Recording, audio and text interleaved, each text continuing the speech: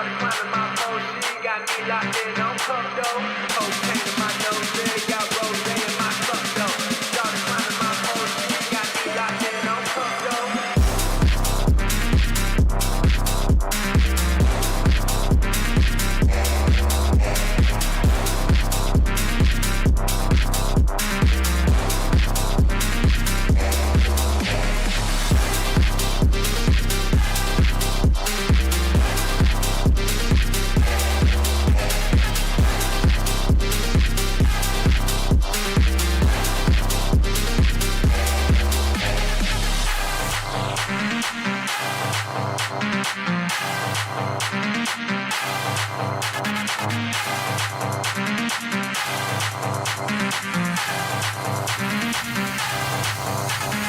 Cocaine in my nose, there got rose in my cup though. Started climbing my pole, she got me locked in on cup though. Cocaine in my nose, there got rose in my cup though. Started climbing my pole, she got me locked in on cup though.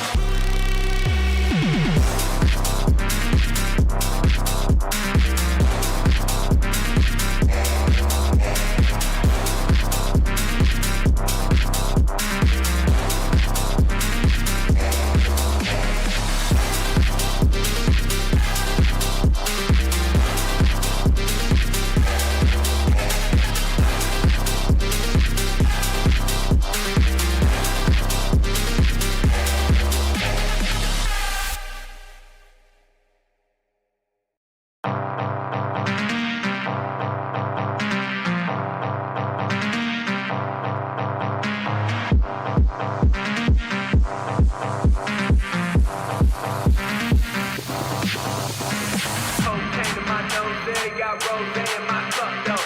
Started climbing my pole, she got me locked in on cup though. Cocaine in my nose, there got rose in my cup though. Started climbing my pole, she got me locked in on cup though.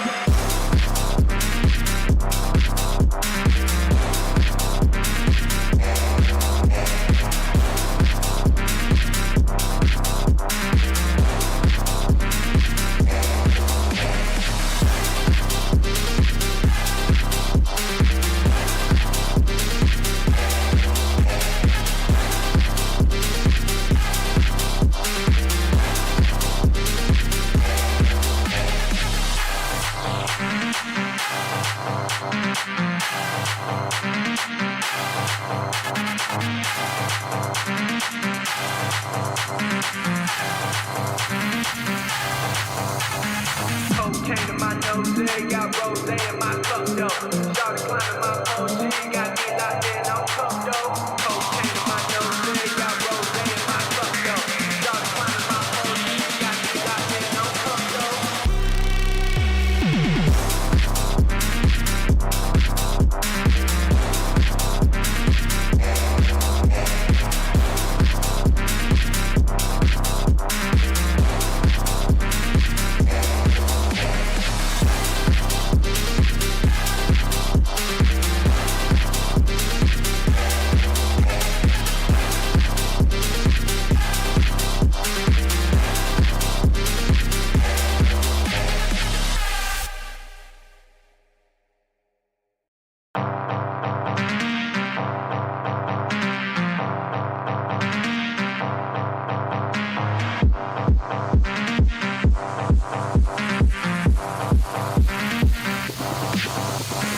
Cocaine in my nose, there got rose in my cup though. Started climbing my pole, she got me locked in on cup though. Cocaine in my nose, there got rose in my cup though. Started climbing my pole, she got me locked in on cup though.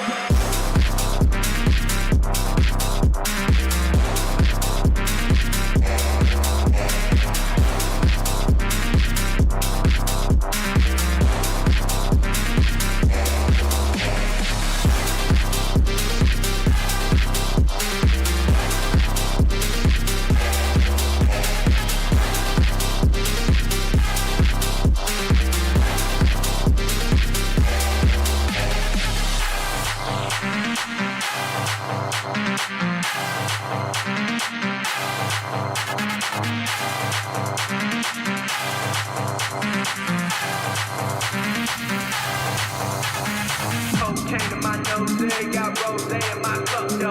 Started climbing my phone, she got me locked in on cup though. Cocaine in my nose, got rose in my cup though.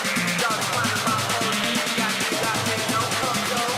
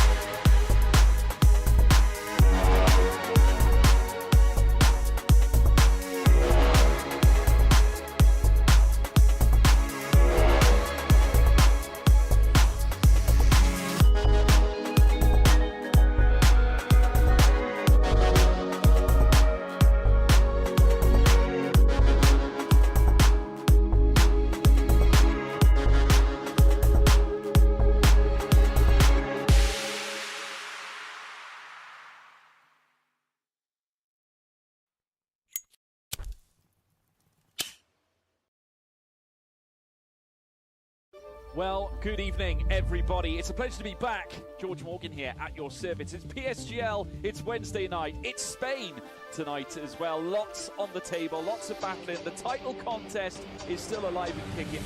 And Jack, it's only taken us 10 rounds. We're on the 11th. It's all to play for. Boromant goes on the inside and takes the lead on the final lap of the race. Now it's side by side between Boromant and Warner, but Boromant's got the inside.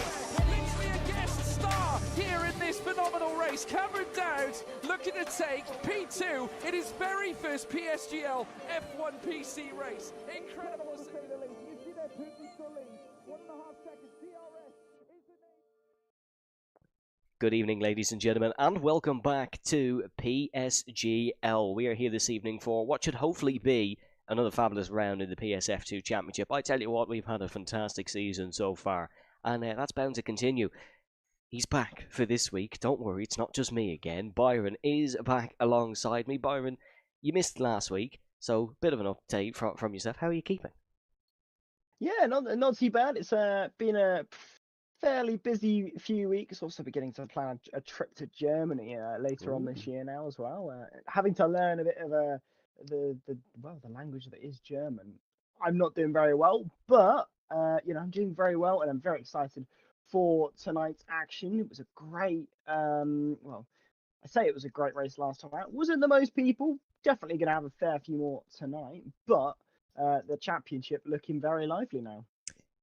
Guten Tag, as they say in German. We're here in Azerbaijan this evening, though. No German spoke. Well, there might be a bit of German spoken in Azerbaijan. But anyways, let's take a look at the championship standings. After the Portuguese Grand Prix, it is TF10 Dirk, who still leads with 4 rounds to go in the PSF2 World Championship. He leads by 10 points over Fede, who isn't here, of course. He was promoted to F1, the lucky devil. But he does have Danielle a point behind Fede, Danielle's old teammate. So it's 11 points, really, the gap at the top of the championship. Hazara then in 4th, Facilio in 5th, with Thomas Covers in 6th. And it is Dara in 7th, with Phil, Jamie, Francesco Lago, Devon, Will, Diogo, Johan, Rafal, Tales, Rayan, Damiano, Michelle, and Luke, the top 20. And really, Byron, it's Dirk's to lose, I suppose, at this point. Yeah, he's been a great form in the last few races. A great real championship chance for him in PSF2. And it's great to see, but it's about, you know, building on the momentum he's got up to this point, because you got to keep an eye on those people behind.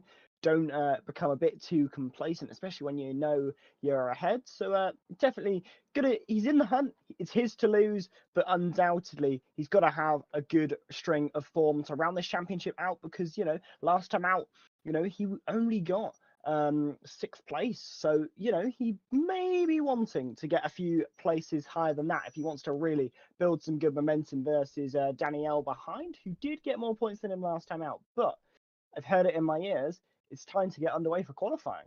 Yes, we'll be loading into the lobby pretty soon, but first let's have a brief look at the circuit here this evening. It is, of course, the Baku City Street Circuit, designed by Herman Tilke, and it is the second longest on last season's calendar. Well, it's the second longest of this season's calendar as well, isn't it? We didn't get any new tracks, but it's a 6.003 kilometre circuit, I should say, 3.730 miles, 20 corners, it's 12 to the left and 8 to the right. The lap record held by Mr. Charles Leclerc in 2019. That's been the race lap record, of course. He was looking the quickest that weekend, but didn't manage to take pole position through the castle section. I'm sure we're going to see a few incidents there this evening. But, Byron, this track, despite it being a street circuit, does have some good overtaking opportunities. Yeah, some very nice long straights and heavy braking opportunities there. Obviously, turn 1, kind of the main one of the longest straights on, well, just full stop in the Formula 1 calendar. But, you know, overtaking opportunities there, turn 1, turn 2, turn 3. There's quite a lot of them, you know, and quite a lot of corners around this sort of circuit too. But certainly going to be getting a fair few overtakes in this race. But first, you got that qualifying session as they now begin to get that underway, and I think this is going to be quite a decisive thing too, because although it's easier to overtake, you still want to be as far forward as possible, because it will help you in the long run. But Dirk wasting no time at all. He's already out on circuit, and others very soon to follow. Yes, Dirk is out on the circuit now, of course. Had a fairly decent race in Portugal, was just caught up in a couple of mid-pack battles. He did manage to get 6th after he got a 3-second time penalty removed after the race, but we kind of assumed that was going to be the case on the broadcast.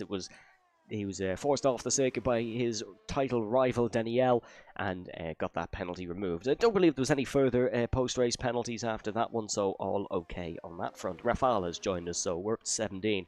In terms of driver numbers, I tell you what, it looks like a lovely summer's evening here in Baku. It certainly is. It's nice weather, which is a change, I suppose, because we've had 2 wet races previously in this tier. Yeah, exactly. Wet weather has certainly been coming a cropper plenty of times in this season, and it does certainly make that action sometimes more exciting, sometimes not quite as much. Does take away some overtaking opportunities at times, but nice to see. It's nice, sunny, and gonna be a beautiful time here, at least in this qualifying session. The weather might spring up its own, well, surprises potentially, but it doesn't typically don't typically see much rain around this sort of circuit, just because of where it's located, right in that kind of region where it's very, very hot all the time, near enough. So certainly rain not going to be at the forefront of these drivers' minds, and really it's about maximizing the lap time around here and making sure you're on the track when it's got the most grip humanly possible. And Dirk is going to be the first to lay down some proper rubber at an actual qualifying speed.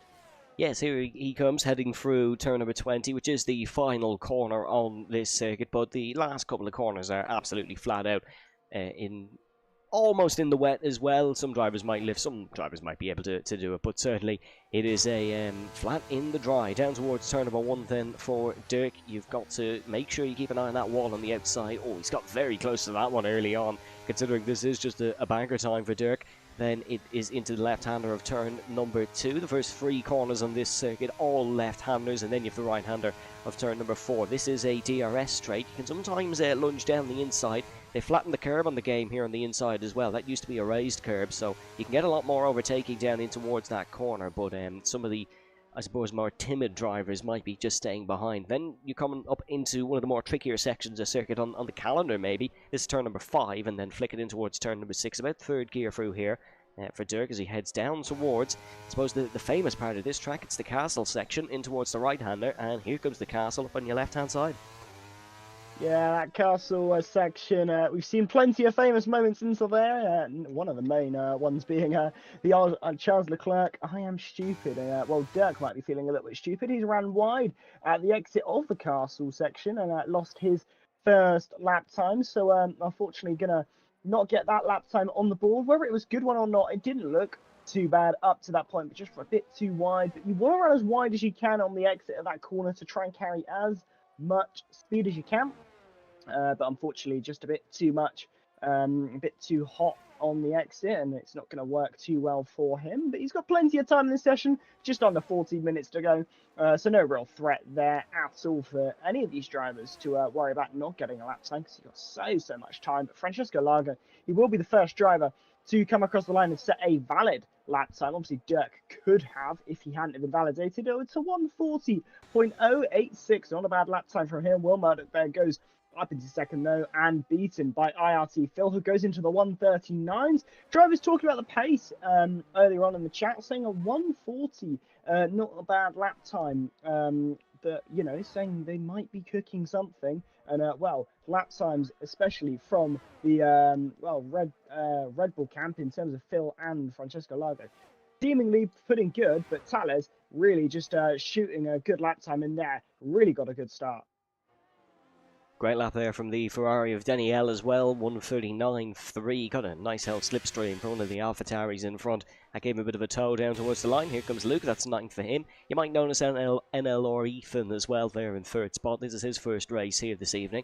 So we wish him the best of luck coming into what is a competitive grid. Here comes Thomas Covers, won last time out in Portugal in what he said was his best drive in terms of gap to second place in PSGL, and I mean statistically it was, so he got that one right in the money. His second win of the season, his second win in his PSGL F2 career, and we can see just a couple of drivers starting laps now. Michelle is about halfway through as we see Dara and Yakita start their times. Red Bull 8th and 9th currently here in qualifying, but they had a great race last time out. It was 2nd and 3rd for Francesco and for Phil, and they almost came to blows a couple of times.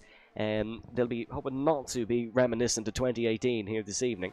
But it was a great race from Phil and Francesco. And in terms of the constructors' standings, that puts them up to a healthy third.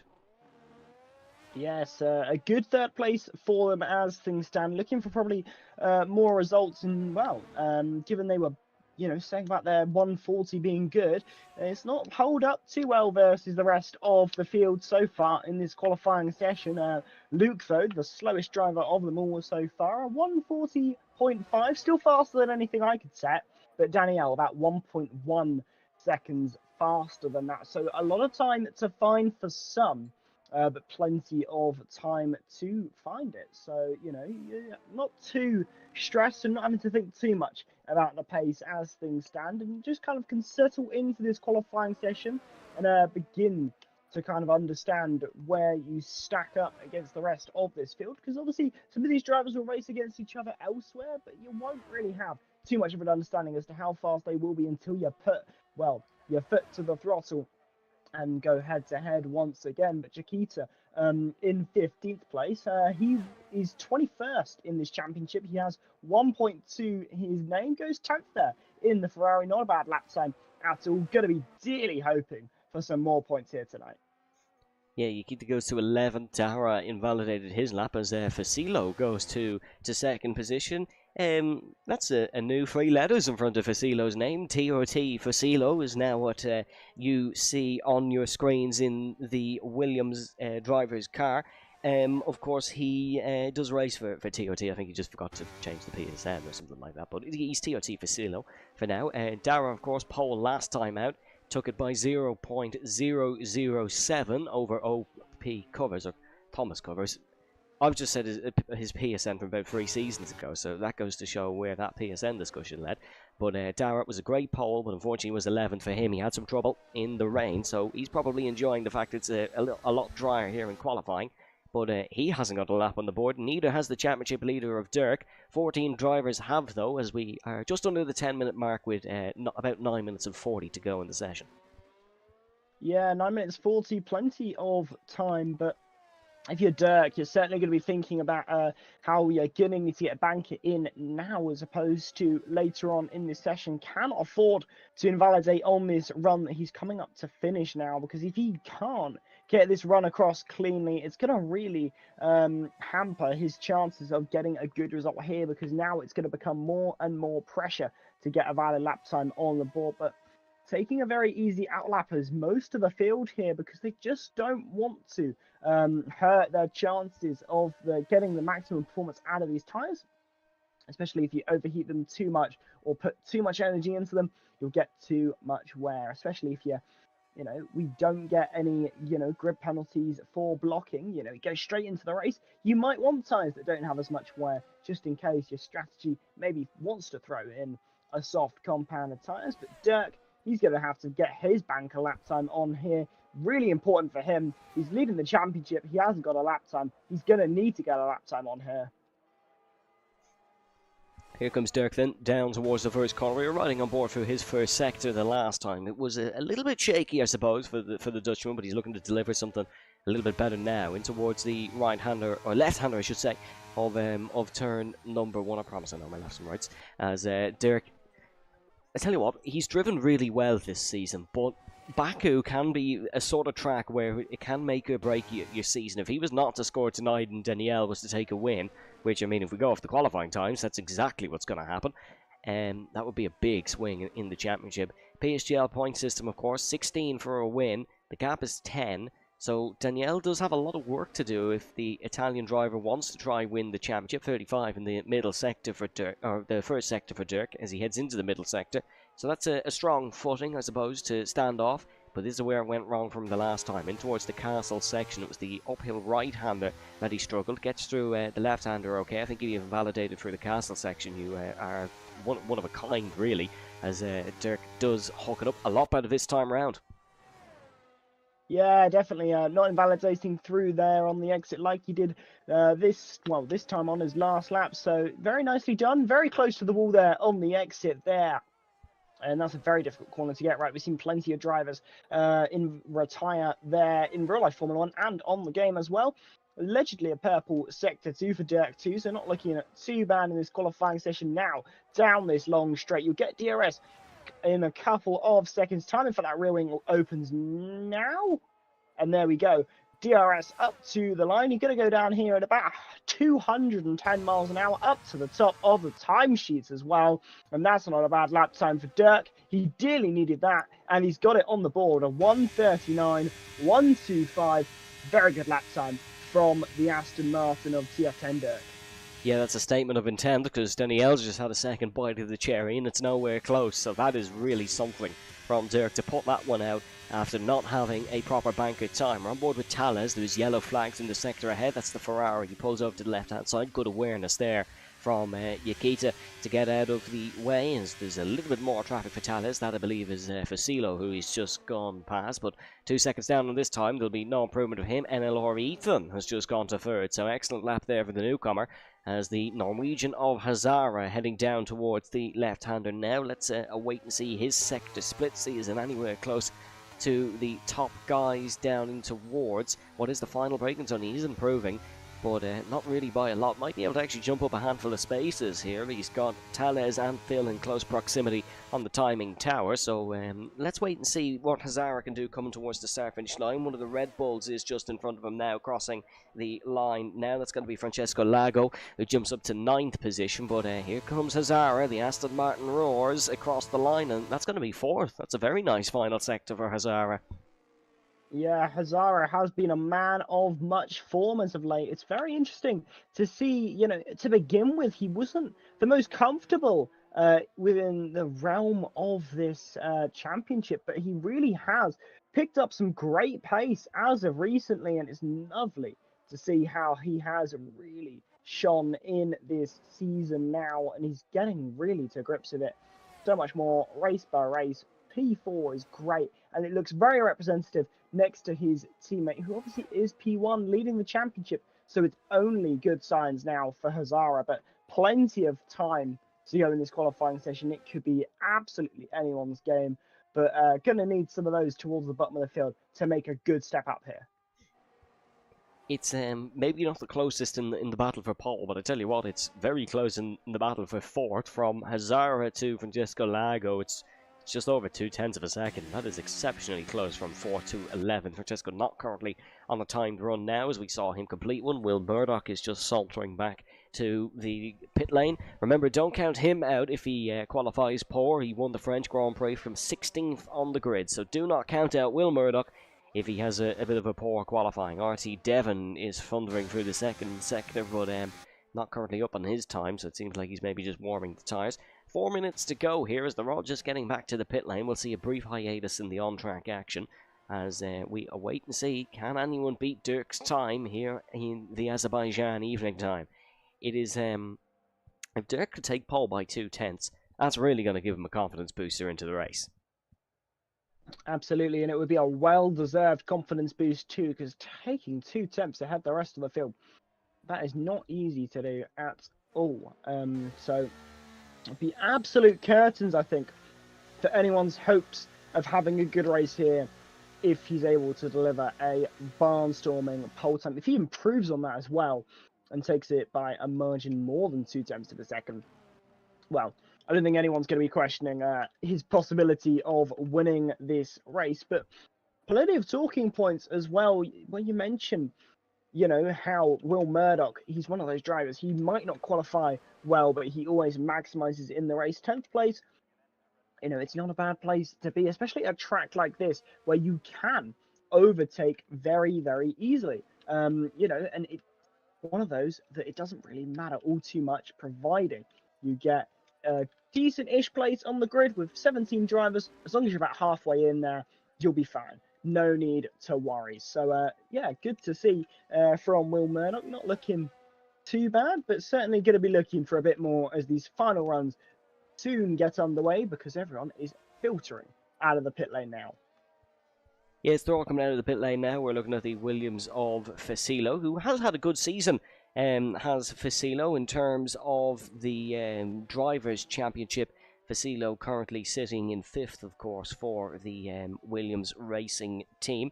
The last time we actually came to Azerbaijan, of course, Fasilo had a fairly decent race. There was no points, unfortunately, for him on that day, but we had a couple of point scorers in the F2 tier. Devon scored points again. For some reason, every race that I researched, the last race, Devon scored points. So a good omen maybe for him. He got 3rd in season 33, round number 6, around the Baku Street circuit.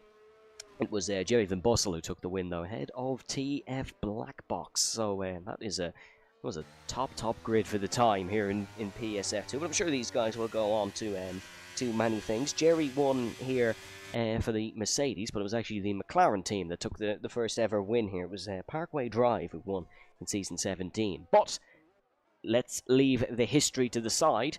We have 17 drivers on outlaps. That means it's going to be 17 drivers going for pole. Yeah, 17 drivers trying for it, but at the moment, it's not looking like it's going to be all too easy for a lot of them to try and get anywhere near that lap time set by TF10 Dirk, who obviously leads us away, and he's the man to try and beat. He's looking like the equivalent of Max Verstappen at the moment. So no surprise that he's going to be trying to even set the bar higher. But nonetheless, these final runs firmly underway now, and there's so much for these drivers to try and improve. As we're now looking at, I'm looking at Michelle XB there in 16th place, one of those drivers that needs to take a good improvement here, and I'm not quite sure who's exactly where around the circuit. In fact, he's one of the leading drivers. Finally, a grid penalty for illegal blocking. That does confirm, unfortunately, the restart we become all too accustomed to. Michelle XB not improving in Sector 1, and that might be a sign of things to come. Are many drivers going to be improving across these final runs? That is a good point, but Thomas Covers, he's down in 12th. His first sector is better than that of TF10 Dirk on his flying lap, but Ethan, who's in 3rd, keep an eye on that car, because a purple Sector 1 is certainly a good start. Yes, really good from him as the clock has now striked us. Oh, there's actually a side-by-side battle in towards the first corner. We were looking at Thomas Covers down in 12th. He is currently improving by 5 and almost 5.5 tenths of a second. Really impressive from him. If he got a good exit, maybe this could be a shock for Covers. Maybe he would be able to take pole position towards the start-finish line now. Let's see what he can do down towards turn number 1.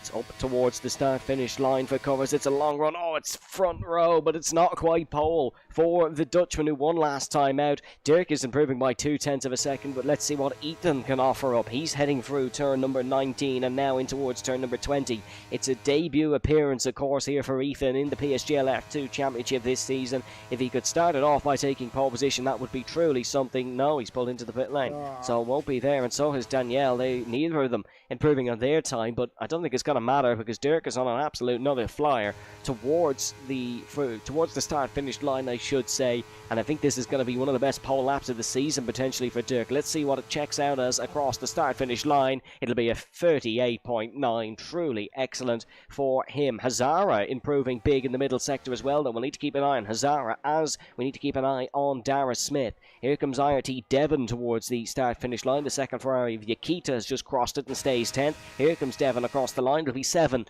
for Devon. A decent attempt there for the Alpine. Here comes Dara Smith. He'll jump up behind in 8th, and the Norwegian Hazara will round us all off and jumps up to 5th. Good improvement for Hazara. Francesco will pull into the pit lane. No time there for him.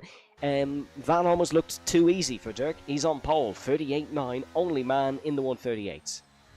Yeah, only man in the 138s and 0.3 ahead of the rest. I mean, easily took pole position there. 1.8 seconds separating the entire field. Not too bad. I've certainly seen bigger margins across the season. But yeah, that midfield, so tight. If you're Hazara, you're about 0.4 off the field. And if you were 0.2 slower, you're 10th.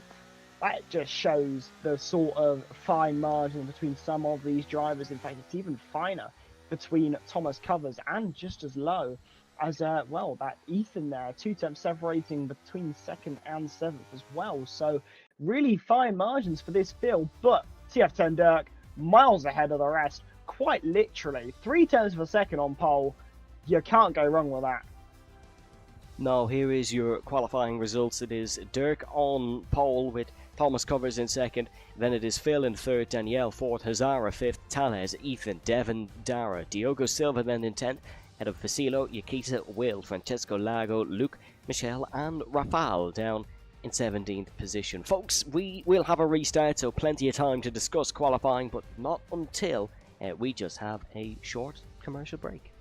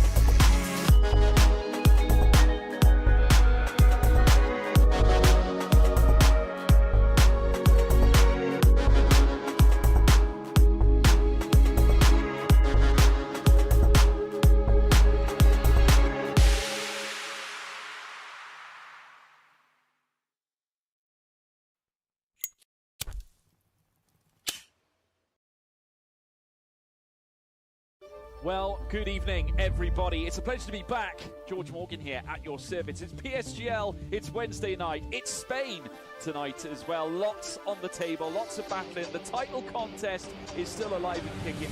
And Jack, it's only taken us 10 rounds. We're on the 11th. It's all to play for. Boromant goes on the inside and takes the lead on the final lap of the race. Now it's side by side between Boromant and Warner, but Boromant's got the inside. A guest star here in this phenomenal race. Cameron Dowd looking to take P2 in his very first PSGL F1 PC race. Incredible to say the least. You see that Putin's still lead.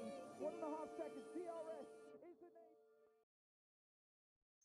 name. Welcome back, ladies and gentlemen, here to PSGL F2. We just have one of many restarts here, a short restart, but I can confirm they're getting the lobby up quickly, so we won't be waiting long. Qualifying, though, Byron went one way, with the way of Dirk. He looks very quick here this evening. Yeah, I mean, no surprise. 3 tenths ahead of everybody else. You just, when you think that, hey, maybe there's an outside shot of someone getting in this championship, he's had a few races not quite as high up. He just has to go and prove you absolutely wrong. Sets a barnstormer. You cannot count that man out at any point. 3 tenths ahead. What a blistering lap time he set there. And even then, his second best. Good enough for pole convincingly. He just absolutely took the grid by storm. Yes, it was a fabulous run from the championship leader, as you can see on your screen now, after Portugal. It was only 6th in Portugal for Dirk, but a valiant effort at that. He's not here this evening, but Damiano, of course, taking his first points last week for the Ferrari team. Not his first points of the season, of course, his first points for the Ferrari team since he became a main driver. He's currently 18th in the championship, but he's not here tonight, of course, so we won't have... Oh, sorry, Byron's become a number again because I changed the tab. There we go, Byron's back. We don't have Damiano here this evening, but Ferrari still looking to continue what I suppose was stronger form, has tipped off a little bit, but if Daniel was to have a strong footing in the championship, Byron, he's really got to outscore Dirk here this evening. Yeah, he really will have to outscore Dirk. But there's plenty of people who will be looking to try and outscore Dirk. But yeah, absolutely. It's going to be one of those that, if you want to try and keep your chances alive, you've just got to outscore that man who's out in front. And, well, based on the pace we've seen in qualifying, I'm not sure if anyone is going to be able to beat that pace of Dirk, because just... he could run at about 90% pace and he'd probably still be faster than the field as things stand. But that's not going to take away from the battle behind that is going to be absolutely sensational. I have no doubts whatsoever. Yeah, just another brief look at the circuit while we wait to get going. It is, of course, 6.003 kilometres circuit, 3.730 miles, 20 corners, 12 to the left and 8 to the right. About 337 top speed here. Valtteri Bottas in 2016 qualifying actually set an unofficial record for the highest speed ever recorded in a Formula 1 car with 378 kilometres in his Williams, which was a rocket ship back in the day. I suppose that was the first ever race around the Baku City Street circuit. First ever PSGL race, the PSGL F2 race, I should say, around the Baku City Street circuit was won by Parkway Drive. That was in season 17, of course. But really, Baku is sort of known for chaos, Byron. Chaos is like this track's middle name. It's been, well, host to so many chaotic moments, not just in PSGL, but real life Formula 1 as well. And it certainly likes to make a crop up in Netflix Drive to Survive as well. There's sort of all of those sort of events. This track seems to be synonymous with, and you got no surprise really with the amount of tight corners. The walls are everywhere. If you want chaos, you want carnage, go here. And if you want it to be even more chaotic, have a race here in the well unpredictable conditions, because that is quite something. But it looks like it's going to be all dry in this race. Yes, it is set all dry, so we are going to have the sunshine continue. It'll be an all dry event here in Azerbaijan, which I suppose is nice, because we did want a wet race, then we got two on the bounce, but it's nice to have a dry race once again. I'll run you through the qualifying order quickly again while we're waiting to get going. It was Dirk, of course, who took pole, Thomas Covers then in second, with Phil taking third. Great qualifying for Phil. He's usually not known for his qualifying pace, but third is a good starting spot round here. Yeah, not bad at all. Really good start for plenty of drivers here. But I think some drivers will be a little on the more disappointed side with their results too. I mean, Ethan here on debut only managing 7th place, so plenty of positives and negatives. You could say, oh, I'm in the top 10 in my first race, but he certainly had pace to, I think, go a little bit faster. But Hazara, another man on fine form at the moment, so going to be interesting in this race, and we're not looking too far away. I think in just a couple of moments, they're going to be given the ready up because, from what I can see, everyone's in and the grid has been pretty much set. Yeah, I believe they're just getting the final checks underway, and then we'll be getting back to racing action shortly. But just to run you through the grid one more time: Danielle in fourth, then Hazara fifth, Tales in sixth, Ethan in seventh, as Byron was saying. Probably a bit disappointing for Ethan. He was quite quick in that qualifying, but couldn't get a run in at the end. Then it is Devon in eighth, Dara in ninth, last week's pole sitter in ninth, Diogo Silva then in 10th, Facilo in 11th, with Yakita in 12th, Will Murdoch 13th, and then Francesco Lago 14th. So it's a very mixed up sort of top order, really. There was a lot of drivers who put in some quick improvements come the end of the session, I suppose. I know Hazara jumped up to 5th very late on. One more look at the standings before we head into this evening's race, and I suppose tonight could really eliminate a lot of people from championship contention. If you're around Thomas Covers' sort of position for CeeLo, Hazara, you're going to want to maybe pick up a win to have a chance in this championship. Yeah, exactly. A lot of people certainly going to be eliminated here tonight. Obviously, having the additional round though, because versus PC, they've lost a race, whereas we haven't. So they've got a bit more of an opportunity than maybe other tiers, especially on the PEC side of things. But going to be interesting to see what they can do tonight, because with almost a round in hand, I suppose, they've got a bit more of an opportunity, but an outside chance at that, and they need a solid result here. But obviously, if Dirk doesn't score tonight, which is looking unlikely, that presents its whole host of separate challenges nonetheless. But I believe the ready up call has been given based on what I can see. Actually, let's try and understand why ghosting's off. Yeah, there's a bit of a kerfuffle, I believe, between some of the tier coordinators, but nothing that can't be fixed. Strategy, Byron, around here. Do you know anything about it? Any insights to give us?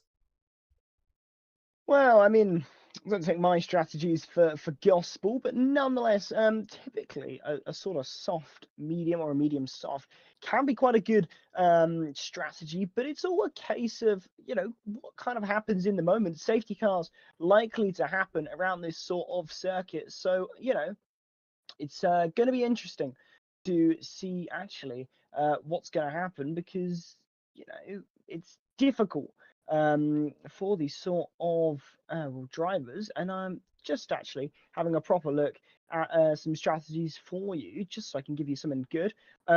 Race pace, in terms of actually, the game recommends a medium hard, pitting at about between lap 10 and 14. Apparently the optimal lap is lap 11, and with 26 laps in this race, certainly going to be very fun and a good race. But plenty of things for these drivers to think about. Well, we're getting towards being ready. There's still kerfuffling over. There's a good little one-liner here, though. Phil said, "Where do I put ghosting on?" And Will says, "It's a ghost. You're not supposed to see it." So that's about what's happening in the. That's what's happening in the the lobby for now, or certainly the race chat. We put up I put a quick poll in the YouTube chat asking, will OP Covers take his third? I said OP Covers again. I don't know why I did that. He's been Thomas Covers all season. Will he take his third win of the season tonight? 68% voting no. Not a lot of confidence in Thomas tonight, Byron. Yeah, but I think it's a difficult one when, Thomas Covers, he's second in this race, on the grid, but he is 3/10 off the pace of TF10 Dirk. If we go by qualifying times, we don't know what the race pace will give us answers wise, but as things stand, you just can't count out TF10 Dirk for the win. In fact, very easy prediction for me, as I know you love to throw the predictions my way. Well, that's going to be my prediction. It's probably going to somehow go horrendously wrong, but you'd certainly hope not, based on the pace he's shown in qualifying. Yeah, it's going to really be interesting to see if Dirk can convert this into a dominant fashion victory, or if maybe things don't go his way. But the ready up signal has been given. And Will Murdoch has just said, can we just sack off this race and say that he's the winner? Might make it interesting from a championship perspective, maybe. I know Baku's sort of a mixed bag, and whether some drivers like it or not, some drivers love it, some drivers hate it, but you literally have that with every track in the motorsport calendar. We are loading in, folks, so we will have a race coming up soon around this fabulous circuit. I think this is going to be potentially chaotic, Byron, but hopefully very exciting. That's exactly how we like it, though. We love a race that is dramatic, chaotic, everything in between. I'm definitely expecting a safety car in this race, no surprise. But if there is a safety car in the early stages of this race, I would expect absolutely everyone to pit, no matter what tyre they are on. Maybe for on a set of hards, less justifiable, especially if it's in the earlier laps. You're looking at between, lap 5, up to about lap 8, I think, really. If you're on hards, you can't quite go to a set of mediums and get to the end. But if you're on a set of mediums at the start of this race, safety car comes out straight onto a set of hards. You can run to the end of the race. Not a problem at all. But we see a pit lane, and that means it is so nearly race time. Just got to throw the strategy up, throw the setup on your car, and away we go for this race. And I'm so excited to see if TF10 Dirt can take this from a pole to victory race, or if Thomas Covers or anyone else in this field is going to throw up a surprise or two. I mean, Will Murdoch, we mentioned him earlier. Can we bin off the race? Give him the win. He's 13th, so if he wants the win here tonight, he's going to have to do a lot of fighting for it. He certainly is. There is a lot of work for Will Murdoch if he wants to try win this one, but he did win from a precarious position in Paul Ricard. Of course, it was 3 years since he won a PSGL race. It was almost 3 seasons since he took a podium as well, but that all changed.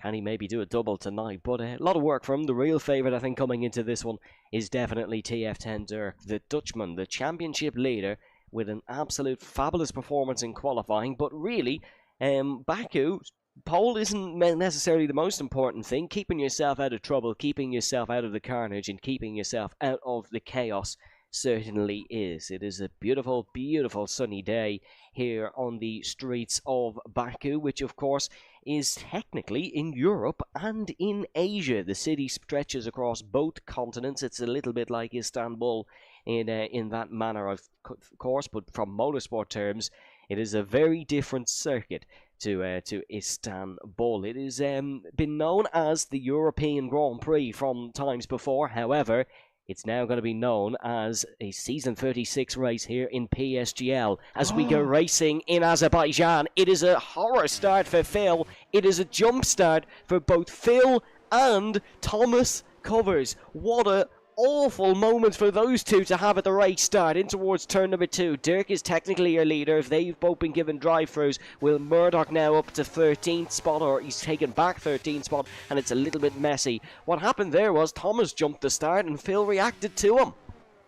Yeah, exactly. It's so gutting for Phil. He just should have thought about and really kept his eye on those lights, because if he had, he wouldn't have jumped the start there and gone with Thomas Covers both getting a drive-through in this race. Really going to hurt their race because that drive-through loses them so much time around this sort of circuit as well. You're looking at about 20 seconds easily lost. They're going to have to serve that within the 3 laps. And really, that's going to be quite detrimental to them, unfortunately. It's really going to hurt any chance of getting a good race result, unfortunately. But nonetheless, it's going to be a case of just trying to plod on and get as much as you can out of this one. But just gutting stuff for them, unfortunately. But nonetheless, get on with the race, see what you can get out of it. And well, TF10 Dirk, he's not leading from lights to flag, certainly, because someone else, a few drivers decided to make that not happen by jumping the start, but he knows that he'll have this race lead very quickly. Yes, this race isn't over if you're Thomas Covers and Phil. There's clearly good pace for both those guys. but they're going to need the help of a safety car maybe. Phil decides he's going to come straight into the pit lane to serve his drive-through penalty as Dirk sets the fastest lap of the race. But he doesn't have his second place anymore. Danielle swoops down the inside in towards the first corner. The Italian now the provisional race leader once Thomas Covers comes in to serve that penalty. The Ferrari has 2 Aston Martins right behind us. Oh, it's a car gone round. It's Shizu Dara who goes around. Oh, he's actually out. He's hit the wall, and that's brought out the safety car. That is an unusual collision for Dara. It's a big mistake on what could have been another good opportunity for him. Yeah, absolutely. Very disappointing for him. Safety car there on lap 2 of 26. This is really difficult now for Thomas Covers, because if I remember rightly, and get me rulebook out, you can't serve your drive-through penalty under a safety car. Spot on. So unfortunately, Thomas Covers, he's going to have to carry this penalty now, and he'll have to carry it until after the safety car restart, at which point he'll then have to come through and then pit after the field's all been bunched up again, and now all of a sudden he's going to be at the back of the field after the likes of Phil, who served the drive-through penalty. He's at the back of the field, and he's got no concern or worry about having to reserve a penalty or do any of that. He knows he's 16th place, and he's not losing any time now. He is purely running in 16th place. Thomas Covers, he's going to lead us away on the safety car restart, but he knows he'll fall down easily to 16th place the moment he comes into the pit lane to serve that drive-through penalty. That is actually really, really hurt the chance of Thomas Covers here, because he is going to lose so much time. Yes, I can see what he was trying to do. He was trying to extend the gap as much as he can, I suppose, and then serve the drive-through, but it's not worked out in his favour. He cannot serve it under the safety car, of course. It is hard tyres for all but one. Will Murdoch the outlier on this occasion. I tell you what, Thomas is lapping quickly. Oh, I hope he's not going to try serve it here. I really do hope he's not going to try serve it here. Oh, I think he might be. He's pulled into the pit lane and no one else has. I'm very much hoping that this... Yeah, that's going to hurt him even more here now that he's only 1 or 2 into the pit lane. 1 or 3, actually. A couple more coming in now, so might be a strategy, but he's got to put on a second set of the hard tyres. Okay, so when we had the lobby restart, of course, the tyre allocations did reset, and he is into the pit lane, and released is Thomas Covers. And yeah, that is disappointing enough for him as he comes out of the pit lane. You can see he'll still have that drive-through penalty to serve. He's come out 9th, so he'll definitely be even further at the back now. But Phil is back in this race, so okay, he's made the blunder. Phil can just put that in the back of his mind, forget about it, and get on with his Baku Grand Prix. Exactly, but Dirk, he's not leading the race.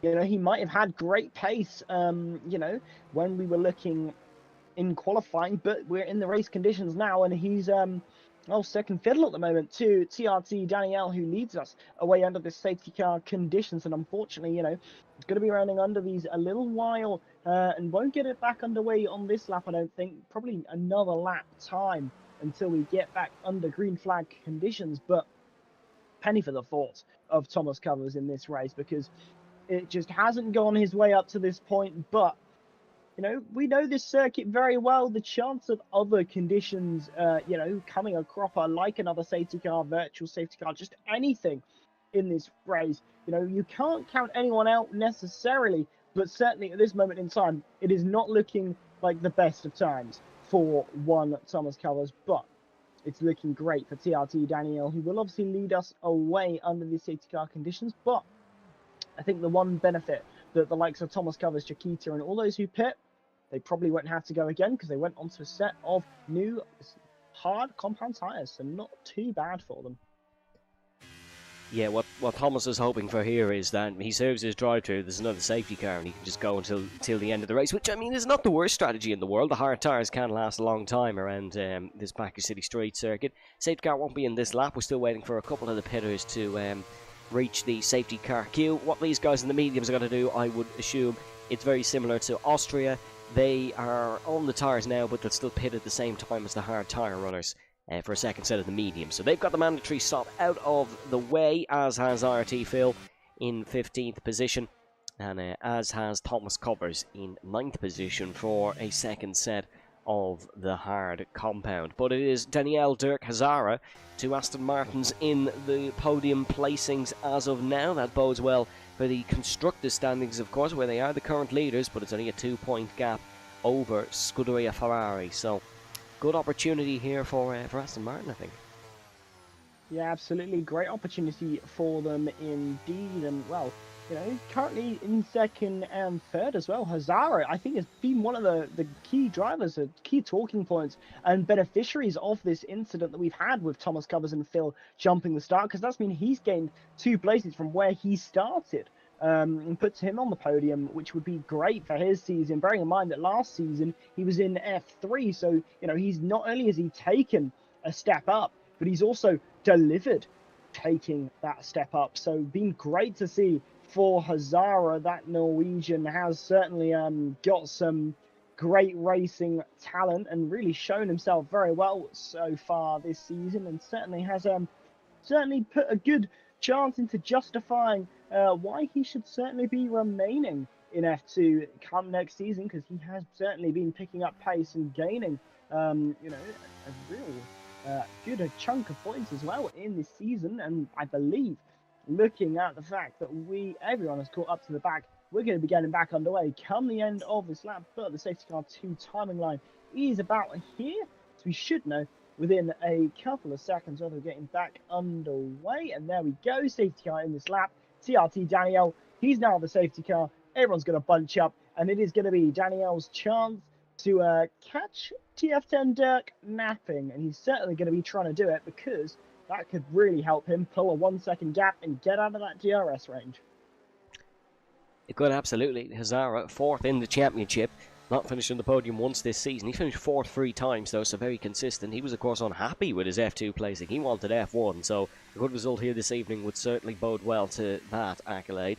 Safety car is into the pit lane now. It'll be the responsibility of TRT Danielle to get us underway. Of course, won 1 race last season. That was at the Las Vegas Grand Prix. He'd love to add another few wins to his PSGL career total, and now we go racing once again here in Baku. It's a good launch from Danielle, but Dirk is still into the slipstream. That's a great launch from Danielle, actually. He is gapping Dirk slowly down towards turn number 1. It's Tales up the inside of NLR Ethan, the Haasman. Oh, he shoved Ethan into the wall! He's put the McLaren slowly into the wall. I think Ethan maybe's just got away scot-free from that one, but this is Devon, former podium placer here at the Azerbaijan Grand Prix in PSGL F2. He dives down the inside of Ethan, but it was a no-go on that occasion. The Alpine has to stay behind. Very, very lucky for Ethan on his debut. It was looking like there was going to be a collision between himself and Tales. Yeah, very lucky indeed, but a lot of things to think about if you're Ethan in this sort of situation. It's his first race, so a lot of these drivers don't know how he's going to race, and it makes it very difficult to judge how he's going to go. But Dirk, he might have been gapped slightly by TRT Danielle, but he's closed right up very, very quickly. Set the fastest sector 1 time as well by about 1/10.5. So already on the back of Danielle, Hazara is getting pressured as well by Tales behind, but just getting out of the range there of real imminent danger very nicely there on the exit of the castle section. But all eyes are going to be on Dirk here, because he has a very strong chance of an overtake down the straight and getting back into the race lead, because he is only 3 tenths behind here, and you're going to gain so much time in the slipstream down the straight. He is looking like he is going to definitely be trying to take this race lead back. He led from the start, but didn't hold it for very long, and well, he's certainly going to be trying to take it back in a couple of moments' time as we blast down the straight once again for only the 2nd time under racing conditions, because obviously we only got through 1 actual lap of racing. But here we go, TF10 Dirk, as we go down into turn 1, doesn't think about the overtake on that occasion, but nonetheless, certainly has the speed. Yeah, very close between these top 2. Thomas is in to serve his drive-through penalty, so we'll see the deficit that he has once he exits the pit lane. Lap 6 of 26, still plenty of laps to go here in the Azerbaijan Grand Prix. IRT Devon tucked into the slipstream of NLR Ethan now for the 5th place. He wasn't able to get as close as I thought he might have. However, the DRS almost being broken between Devon and Diogo. Diogo's got to get on the battery button, put in a good sector here and make sure he stays within that 1 second, because that would form a massive schism in the field, and that would leave Diogo probably stranded on that set of hard tyres, because he'd only have one fellow hard tyre runner behind him, excluding Thomas, of course, who was 9.7 off the field. That's not the worst, honestly. One VSC, a safety car, or some good laps from him could put him back within contention in the field. It's 5 tenths between Danielle and Dirk. Very consistent gap across the whole of the first and halfway through the second sector. It does seem like Dirk has the slight pace advantage, however. Yeah, absolutely, but you can't necessarily chalk that up to him just being faster as a driver, because you've got to remember how much time you'll gain from a slipstream around this sort of circuit. You do gain a lot of time through, you know, the benefit of that slipstream, especially down the main straight here, which they're going on to for the 6th time.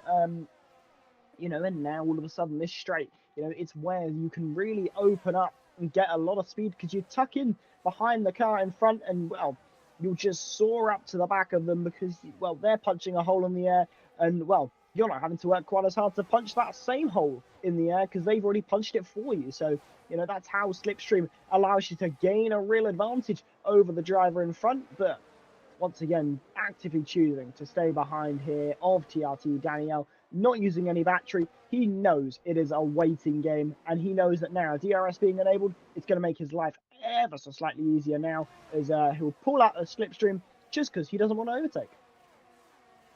Yeah, he's the DRS now, so that will be severe aid to Dirk. But the only thing, his teammate is right behind him, Hazara. And Hazara probably wants to win the race. Hazara actually nudged the outside wall there, heading through turn number 3. But look, no harm, no foul. All okay for the Aston Martin. It is Danielle, Dirk, Hazara, Tales, Devon. Then it is Ethan, Diogo, Francesco. Now it's Yakita who's got past Michel through that section of circuit. That's a very difficult move to pull off, but well pulled off by the Ferrari. Seems like the mediums are starting to become their own. It's side by side in the background. Will Murdoch getting past IRT. Phil, of course, cutting back through the field, or trying to cut back through the field from that drive-through penalty. Will just being Will and going for difficult moves, but pulling them off in classy fashion. Lap 7 of 26 here. Let us know your thoughts, of course, in the stream chat. And I'd like to remind you to check out all the PSGL social channels. And of course, we have the YouTube, Twitter, the Instagram, and the TikTok as well. Now, up and running X, apologies, not Twitter, but everyone still says Twitter. On through the final braking zone of the circuit. Is this now time to pounce? If your name is Dirk, in second position. He was on the battery for a brief second, not for long, because he has a natural straight line speed advantage due to the DRS and due to the slipstream. Down towards the first corner. It is a over 2 kilometres straight here, 2,010 metres to be exact. But it's not going to be enough, really, for Dirk to take the race lead. It is going to be enough, however, for Tales to go up to 3rd place. Hazara down to 4. Tales is running a great race from almost out of nowhere. Yeah, but Tales, he's used quite a bit more battery than those around him, so that's probably part of why. Is well, noticing Will Murdoch battling with Jaquita there, as well as Michelle XB battling with Francesco Largo, as they all squirrel down through the second DRS straight. It's 3 wide there, briefly there between Will Murdoch, Diego Silva, Francesco Largo. They're battling as well, as now Will Murdoch into 9th place here. Really trying to do as much as he can to gain good positions in this race. As now Diego Silva, he's kept within this top train, and now Will Murdoch, he's got to gain a few attempts here to try and keep within it, because now he's got to be within a sec, hopefully try and get within a second of Diego Silva here to try and help his chances of getting a better position in this race. But 9 for Will Murdoch there. IRT Phil, he's not managed to gain any places in all of that. But Michelle XB, and there's a bit of carbon fibre gone flying. I believe that is Michelle XB, who's lost a bit of front wing, and that is a crash into the castle section. It's Chiquita and Raphael there who've had a crash, and I believe there's damage as well to, I believe it's Michelle XB, who lost a bit of front wing and caused all of this and instigated this crash, unfortunately, with a bit of front wing damage. But Chiquita and Raphael out of this race. That brings Thomas Covers back into contention here, and very much likely to see plenty of drivers come into the pit lane now.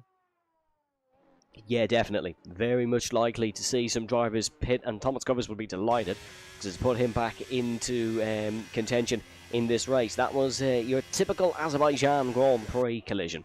Into the castle section 2, into a very tight one, doesn't go. And that is the result. Danielle in, Dirk in, Tales in, Hazara presumably is in, but he's holding a bit of a gap to make sure the Aston Martins can double stack. Devon is in, Ethan, Francesco, Diogo, Fasilo carries on, so he'll take the race lead.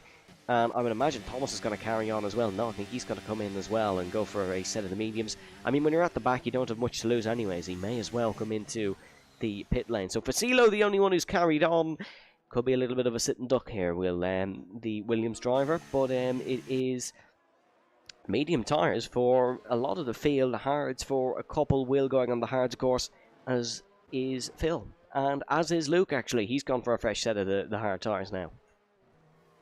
Yeah, very interesting. Hazara, he kept a gap to those behind, but he has actually lost a place in all of this to IRT Devon because he still got held up, unfortunately, in the pit lane. So not quite worked necessarily to his advantage, but Fusilo staying out and very interesting to see that sort of strategy play out. He did pit on lap 2 under that first safety car for a set of mediums, so I suppose he's not got the full life out of them, but I don't see any reason why he couldn't have gone to another set of hard compound tyres. It probably would have worked to his benefit to have done it, because he's going to have to pit under probably green flag conditions unless we have another safety car in this race, which is definitely not out of the realms of possibility. But nonetheless, he does lead the way under safety car conditions, and certainly he'll have to lead us away on the safety car restart, and he's going to have Danielle breathing down his neck so much on this restart. Yes, he is, and I imagine Dirk is going to be breathing down Danielle's neck on this restart. Still confident in the Dirk prediction, Byron? Just about. Well, let's... Just about. Can Dirk take a win in this Grand Prix? If you're enjoying the action, once again a reminder to subscribe to the YouTube channel and check out our sponsors, GT Omega and Sim Racing Centre, of course, fabulous partners of the series. And we thank them once again for their continued support. Covers though, if you were Thomas right now, Byron, how would you be feeling? Would you be feeling happy that he's back in the race, or would you still be hurting from that drive-through? I mean, realistically, you're still hurting from the drive-through, but you're just thankful to know you've still got a chance in this race. You know, the drive-through penalty, that early safety car, it did shoot him in the foot per se, but at least he knows I've got a chance in this race to try and score some points here, because I know that I'll be at the back of this field, you know, with good tyres as well. He has pit onto a set of medium compound tyres in this safety car, so he knows he's in a good, relatively good place in this race and might be able to get a good result out of it. I think if I was him, I'd just be thankful to be back in contention and have that chance to try and get points in this one, because that is all he could really ask for in this race: a safety car and an opportunity. Yeah, exactly. I think there's his opportunity once again for Thomas. We're 10 laps in, or the 26. It is a TRT 1-2 for Silo and Danielle, but I think it's safe to say Danielle has the better tyres of the pair. Vasilo pitting under the first safety car. 7-lap mediums for him in this race. Danielle on fresh from this safety car period. We should be going racing soon though, folks, at the end of this lap to be precise. The long safety car laps here around Azerbaijan, because of how long the circuit is and the slower speed that the safety car does go at. A bit of a fun fact, it's in the Formula 1 fun fact around here, but I think it's quite an obscure one. It was the 2021 Azerbaijan Grand Prix. It was the first ever F1 race to have a Mexican, a Frenchman and a German driver on the podium together in Formula 1. First and only time, may I add, so that was an intriguing one nonetheless. I think this would be the first time this season we'd have a Brazilian driver on the podium, if Tales could stay in his strong position. We've had some fabulous Brazilian drivers in PSF2 over the years, Tales of course being one of them, NL or Gabriel as well, another fantastic driver. But Tales, he's really come out of the woodwork here this evening, and he is performing very well for the Haas team. Last season, of course, 13th in the PSF2 Championship. Did manage to get a podium at Silverstone. He's had 2 podiums in 2 seasons, and they've both been at Silverstone. He'd love to break that trend here in Azerbaijan this evening, but it'll be Facilio's responsibility to conduct this safety car restart as he leads Danielle and Dirk round through turn number 19 and through turn number 20 at a lot slower pace than you get under green flag conditions, but the Williamsman just biding his time excellently, just waiting for the perfect opportunity to get this race underway. Safety car is in the pit lane now. He can go from any point from here on out, but he's going to try and minimise the run down the straight, just slowly increasing the speed and just trying to wait to catch out Danielle at the perfect time. He's going to let Danielle get close, and I imagine once Danielle puts on the brakes, he's going to put the hammer down and put pedal to metal, as a one George Morgan would like to say. It's as late as possible for Fasilo, but we go racing here in Azerbaijan, and Danielle has been caught out by Dirk in towards the first corner. It's the championship leader on the outside. It's Foden, the championship on the inside. They're still side by side down towards the second corner, as it is now still Danielle on the outside, Dirk on the outside. That is excellent from Dirk. He's up and ahead.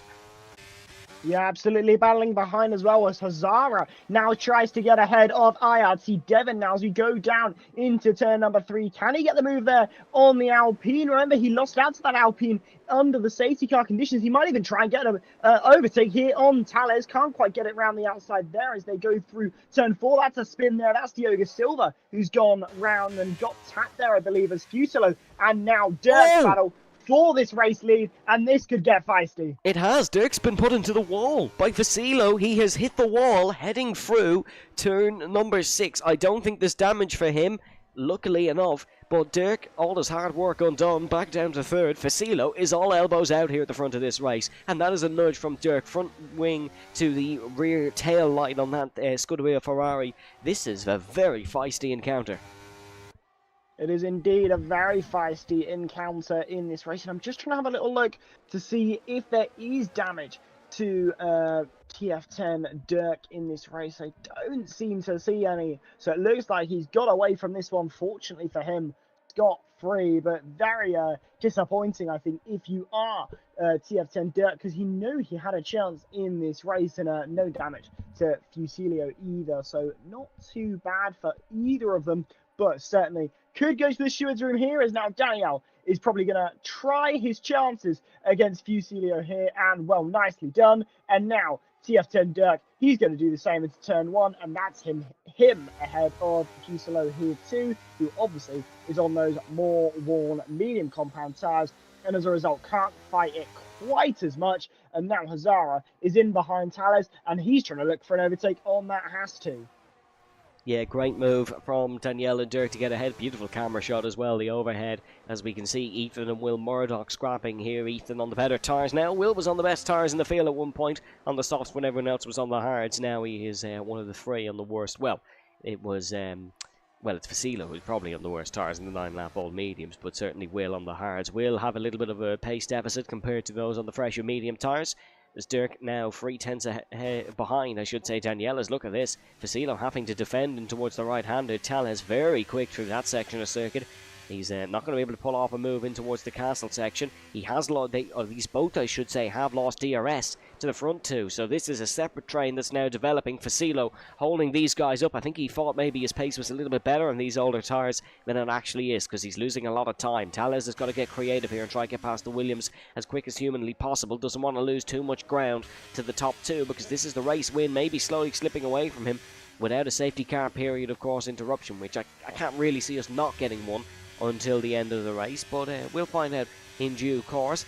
Down towards turn number 18, 19 and 20 though for Silo, making these guys lose big time. Here comes Tales into the slipstream once again and burning the battery down towards the first corner. You can see the top 2 just soaring off into the distance. You can see Tales has the inside line towards turn number 1. Hazara might split the middle and try go for them both. He's not going to be able to get past Tales. He's going to be able to get past Vasilio though. Up to 4th is Hazara.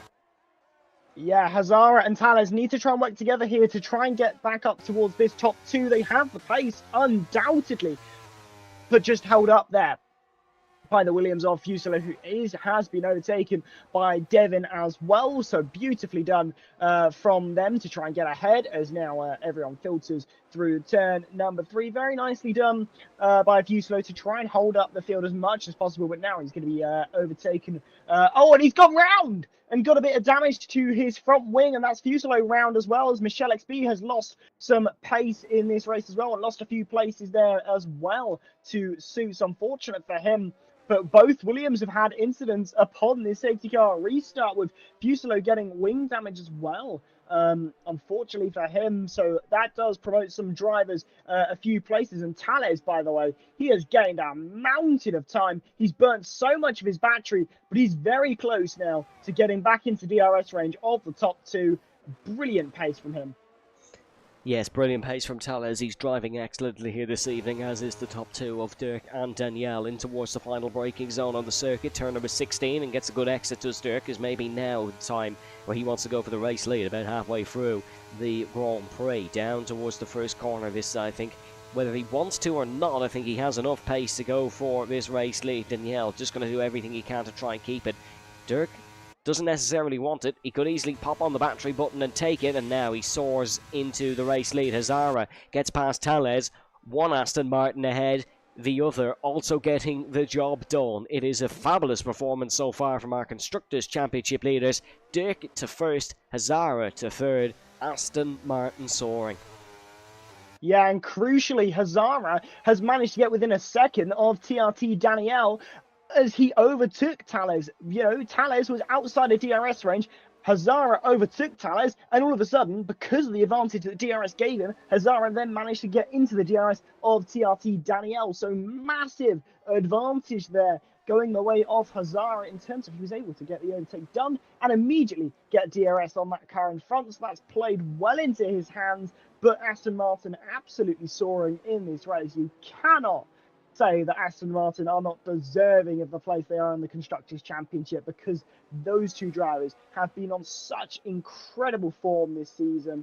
It really has been amazing to see from the pair of them. So disappointing, though, I think, for those two Williams drivers who are down the order, but nonetheless, plenty of opportunities in this race to come, because there's very much a chance of a safety car as we get our first penalty that's not a drive through as Michelle XB 3-second time penalty for multiple warnings. So unfortunate for them, but TRT Danielle is now over a second behind TF10 Dirk. This could be interesting. Yeah, he's not going to get DRS. Dirk is absolutely gone for it here on lap 14 towards the DRS split. Let's keep an eye on the rear wing of the Ferrari. No. Oh, he just about got it. Got it. Danielle, wow, that's crucial. And Dirk is sort of burned all his battery here. Dirk with the fastest lap, Danielle still able to keep, and Hazara is gone from that DRS gap that they both worked so hard to get. We saw Tales having a bit of a slide, actually, at a turn number 15. That's a very crucial moment. I thought Dirk just about had that. He's now burned more battery than Danielle and didn't drop him. He's not going to be able to have another attempt at that. He simply does not have the battery in hand to do it.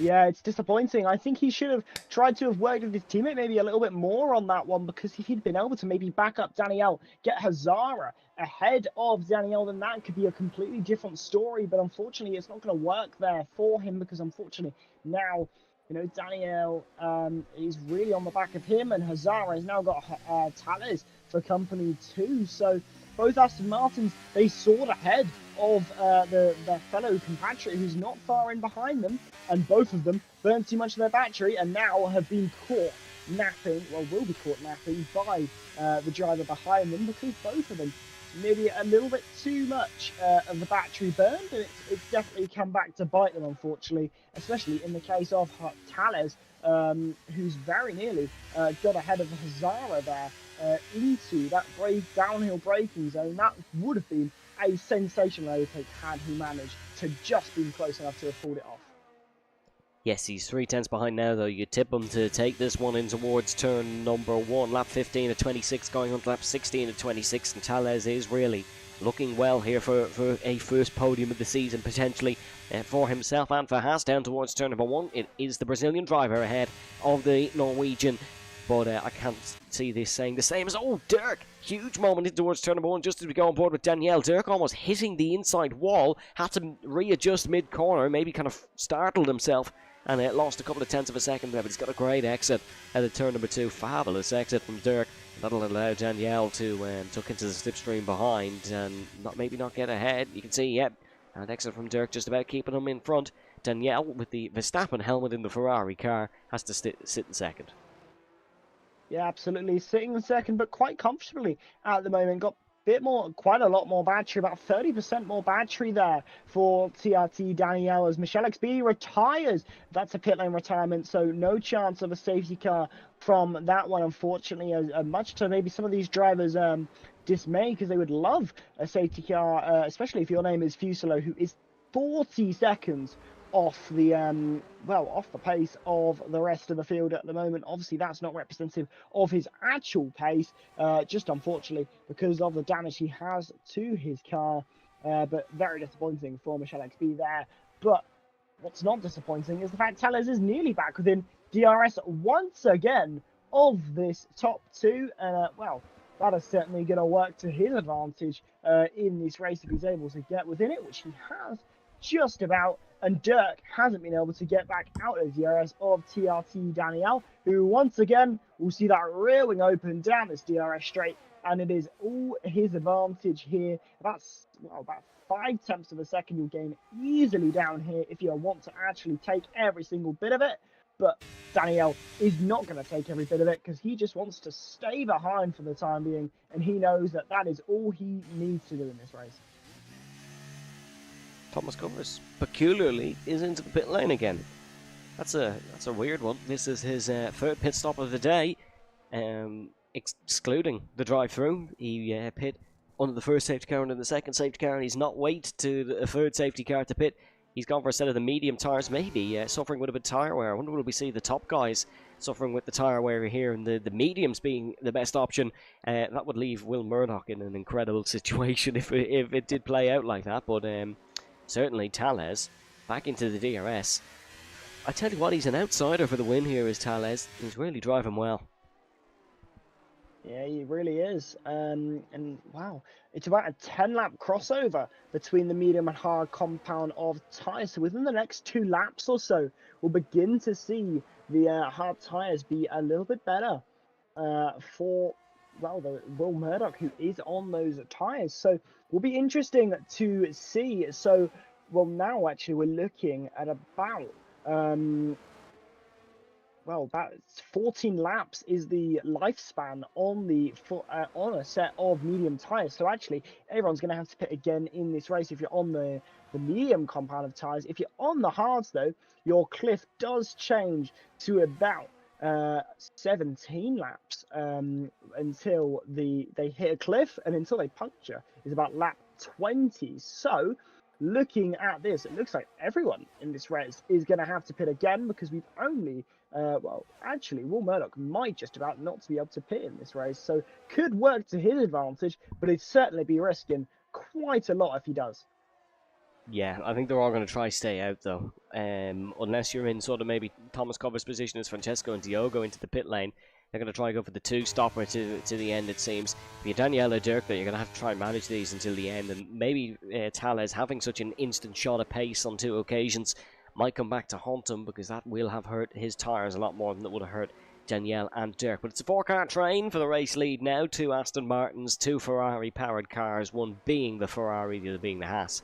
As a little bit down the order, Devon in 5th place. Great drive from him so far. Will Murdoch in 6th. Then Ethan, Phil, Luke and Thomas Covers. I wonder, Byron, is this going to be the day where McLaren's 0-point season finally ends? I mean, I'm certainly hoping so, but I've become so disappointed by McLaren's performance this season. I'm not even sure I if saw I want Ethan drop a to position and my heart absolutely sank. I know. I had just had the worst commentator's curse of all time. Yeah, I was fully expecting to turn over and there's NLR Ethan in a wall, and all of a sudden we've just commentators cursed absolutely everything.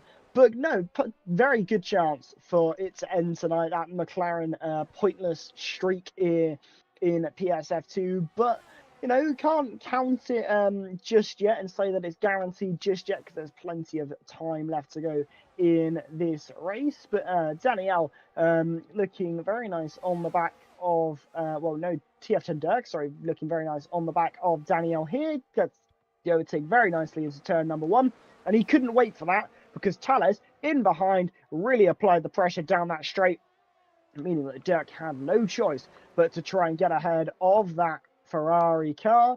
And now all of a sudden it's going to be Danielle's chance to try and respond down this second straight. Yes, let's see, can he get ahead? Nope, just going to stay behind for the time being.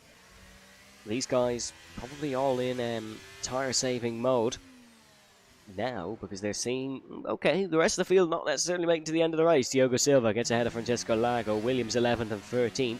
10 seconds separating Diogo and Thomas, 15 seconds separating the closest one stopper. So might still be some points for Diogo Silva if he plays his cards right. Francesco, is he going to go back down the inside here? Yes, he is. Was second in Portugal for Francesco Lago. He's up to 11th here. Could do it, as we said, these guys still might be able to get some points. It's getting close to the top though. Oh, Talas, my goodness me, was that a slide heading out of the castle section. He's caught it well, but has lost some big time.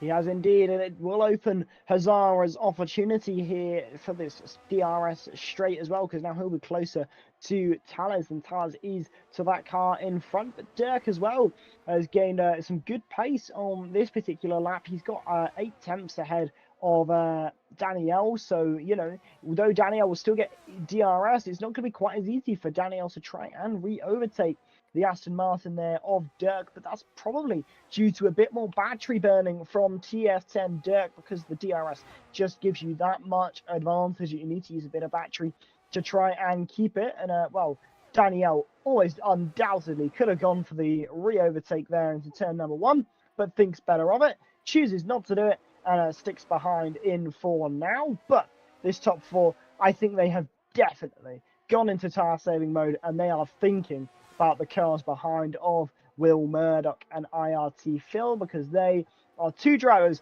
who have a lot to gain if these medium tyres can't make it to the end of the race. Yes, definitely. They've just got to keep the car out of the wall now, which is easier said than done around a circuit like Azerbaijan, as we see the bunting over the street, and the drivers maybe getting ready for a celebration. Good to see Stephen doing well here in Azerbaijan, as Dirk is he's just about keeping ahead here. I tell you what, it's going to be maybe a game of DRS chicken come the end of this race. There's going to be some tactics at play if the top 4 are still in the position like this, because if you were Danielle at this point, surely you don't want to lead necessarily, because you want the DRS for the last lap.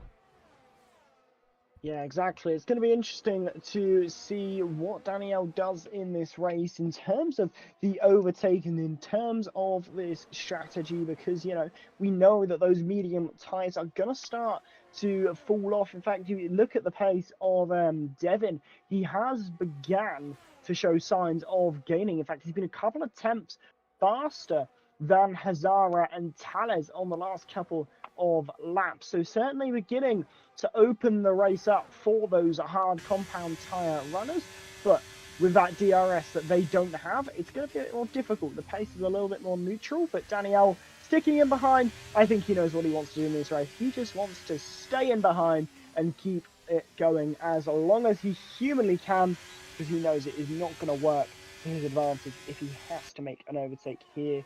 And well, that's exactly why he is sticking in behind for the time being, but he can't keep doing that for too long.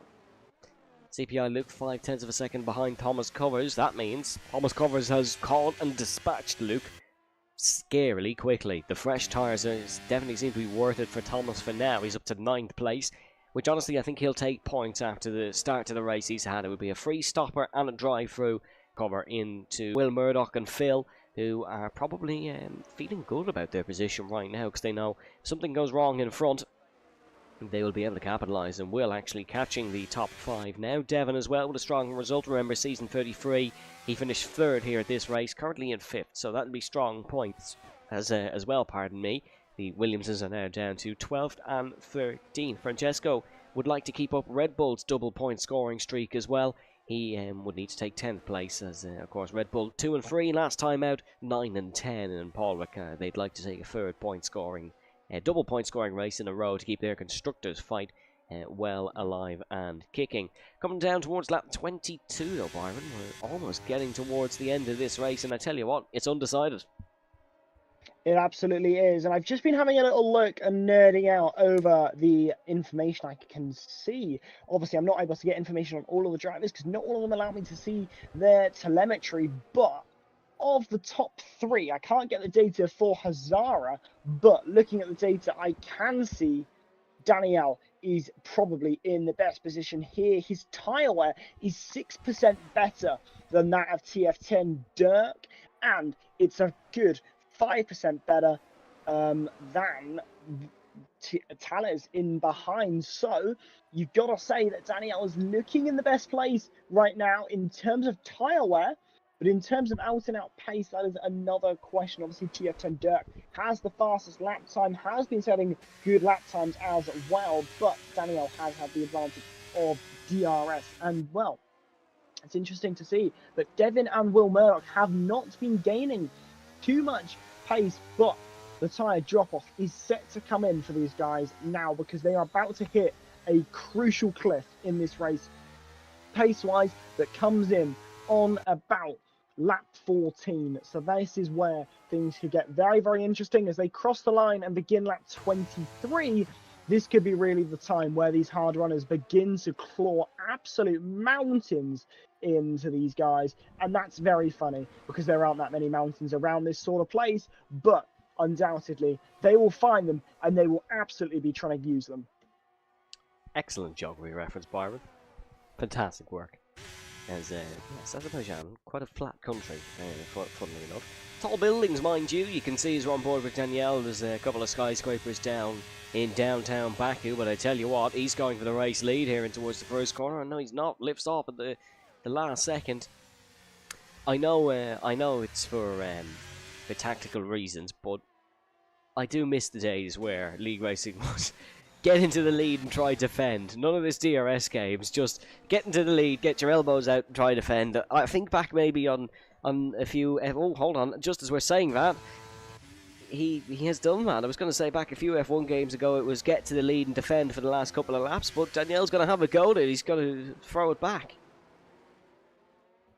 Yeah, absolutely. As you were saying, though, he has better tyre wear, so he might be in a better position to try and do this whole get up into the lead, hold everyone back and see what I can get out of it because he's got less tyre wear. So he hasn't got to worry about it quite as much as those behind. But now I think TF10 Dirk is going to be looking to try and respond to this one. But also, it's very important to note that Daniel, he's the only driver in this top four that has a warning up to this point in the race. If he gets another one of those, he's a bit difficult in a place for this race. And if he gets another one on top of that, it could be all curtains for him and his chance of a decent result. As now we've really begun to see Devin close up. He's gained 0.4 of a second on this lap. Remember that magic lap 14 that I said is when those hard tyres would gain absolute Devin's on the mountains? mediums. Well, yeah, Devin might be on the mediums, but he's gaining a lot of time in this race actually, which is very interesting. So maybe showing that maybe Devin's been keeping on top of his tyres very well. In fact, I'll have a little look for you and I'll report back in a couple of moments' time. Here comes Dirk, tucked into the slipstream. Thalès right behind as well. This could be a free car fight down towards turn number 1. Thalès is going for the race lead. The Brazilian's going for broke in towards the first corner. He's not just got one, he's got them both. Thalès dispatches 1 and 2 in the championship for first place in the Grand Prix. An excellent move from the Brazilian. Lap 24 of 26. He gets the job done. It was Ricardo-esque. Ricardo got 3 cars, Thalès got 2, but still, that is fabulous racing from these guys.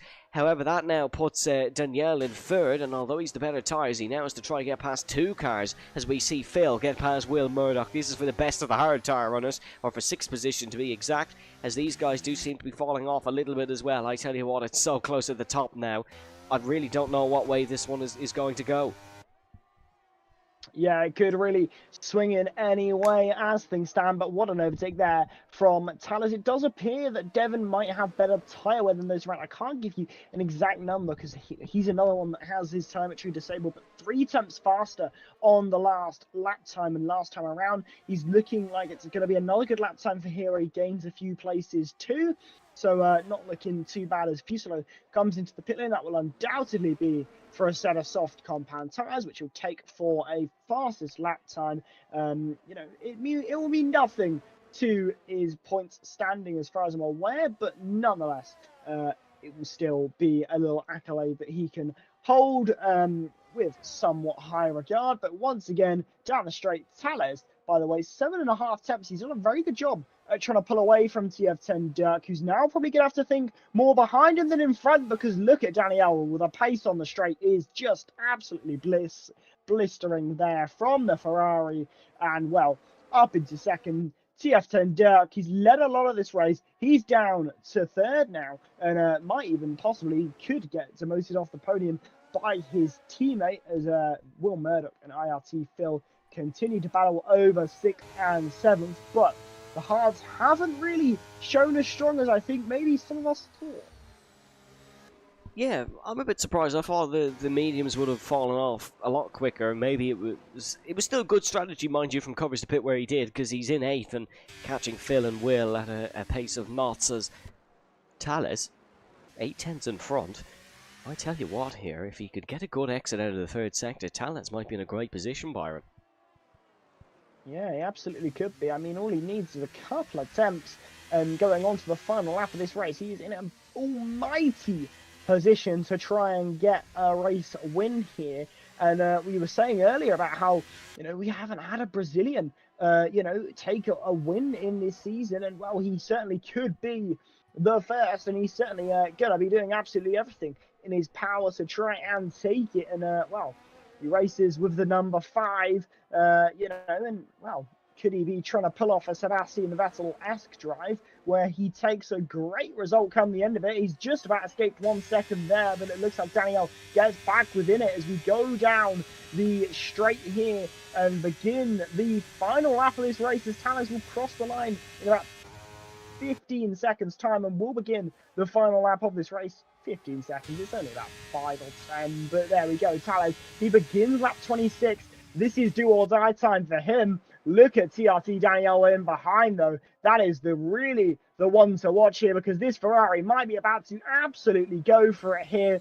And no surprise, he is going to try it. But remember, the drag race to the line. This could be where it might come undone for Daniel if he takes the overtake here. But there he is. He gets up alongside. He gets up ahead into the braking zone at turn 3 with TRT Daniel leading the way. But that main straight here could be what decides this race win, because now Thales has just got to keep close and try and get the overtake done before that, well, checkered flag line, because if he can, it'll be his race win. But Daniel up to P1 as things stand. TF10 Dirk in 3rd, Hazara in 4th, Aston Martin still on for a great result.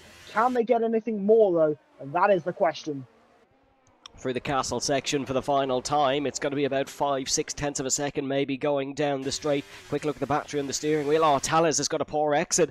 That might have decided it maybe for the Brazilian. In towards the final couple of corners. Daniel through 14, down towards 15. Needs to get great exits out of these corners if he wants to try and win this race. It's a little bit of a poor slide. Oh no, he's got a fabulous run down in towards the final braking zone. Daniel is going to just be hoping and praying that he has enough straight line speed to win this Azerbaijan Grand Prix. It's the fastest lap of the race for Fasilo. You can see behind, Thales has not got enough in the straight line. Daniel has enough here as he burns the battery down towards the start-finish line. It was 3rd in Australia, 2nd in Austria.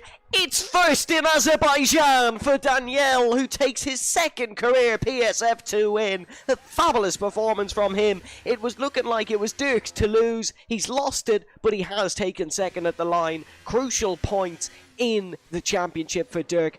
Thales, first starting the final lap, he'll end at 3rd, 0.031 the gap between Dirk and Thales, and Hazara will come home 4th for the 4th time this season. Devon 5th, Will 6th, Phil 7th, then it'll be Thomas, Ethan and Francesco, your point scorers. Yeah, what a race that was. Undoubtedly, though, it is going to be Hazara's podium soon in PSF2. That man really deserved it today. So close to it, yet so far. 0.4 of a second in the margin there. But Will Murdoch, your driver of the day, as voted by the game. And yeah, good driver to throw at it. He did start 13th in this race, if you remember, all that 45 minutes ago or so when the race began. But what a race for TRT Daniel. What a win to take, and unfortunate for Thales, who falls to 3rd on that final lap time. But there again, that is how it goes in Formula 1 and in PSGL. If you're there at the wrong place at the wrong time, it could all be curtains for you. And unfortunately, it was for Thales, but stays on the podium nonetheless. A great result for the Brazilian. And, well, the Norwegian behind, Hazara in 4th, maybe a little bit disappointed. may be. As here's your confirmation of the full race results. It is Danielle in first, Dirk in second, then it is Tales, Hazara, Devon, Will, Phil covers Ethan and Francesco Lago.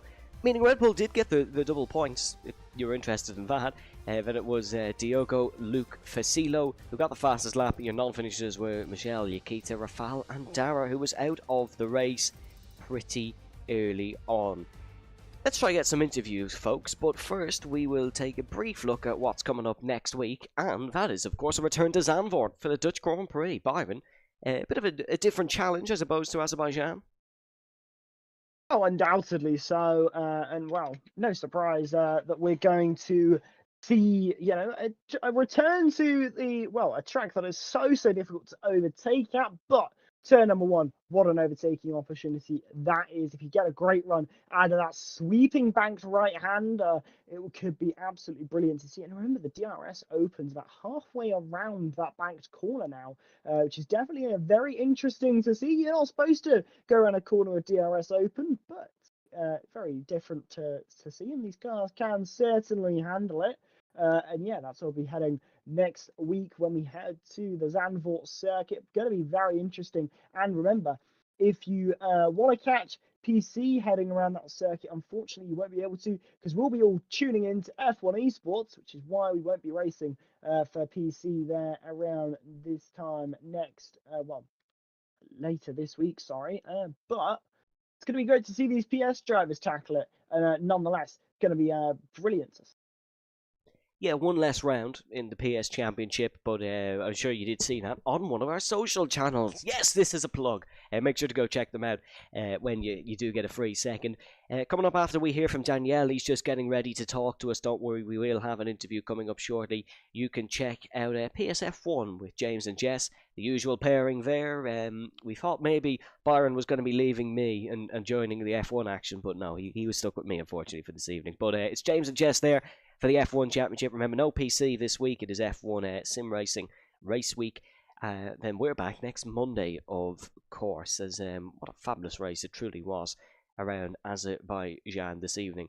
Hopefully we can hear from Danielle soon. It was a hectic race for him, but I'm sure he'll be happy with how it went. If you've got any questions for us, of course, folks, any questions for Danielle, I should say, we can ask him and make sure to pop them in the stream chat below. As Byron, what did you make of it in the end then? Did you enjoy today's race?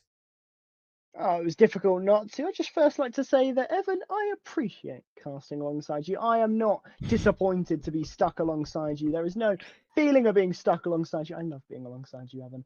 But yeah, what a race it was. It was great to see, that battle for the race. It went on for so long, and at no point, he might have been 3 tenths ahead in qualifying, but at no point in that race did it look clear that he was going to be ahead. And will have obviously big championship implications as well, because Danielle will gain a few points there on TF10. Dirk, who obviously was in second, so a couple points going the way in the favor of Danielle. He'll be ahead of Fede now convincingly, and gains a couple points on Dirk, which certainly could help him in the championship, especially if Dirk has a race that he's either not able to attend or isn't quite on the pace at. So going to be great to see, but plenty of things to think about. So I'm just keeping an eye on it. We have got Danielle in the waiting room for us. Let's bring him in now. Danielle, can you hear me firstly? Yes. Congratulations, you have won your second race in 2 seasons. A fabulous result here in Azerbaijan. Are you happy with that one? Sorry, can you repeat? Because great win for you here this evening. Are you happy taking the win in Azerbaijan? Oh, Sorry, I think is my internet, Evan, Byron. I'll let you take it if you want. Yeah. Yes.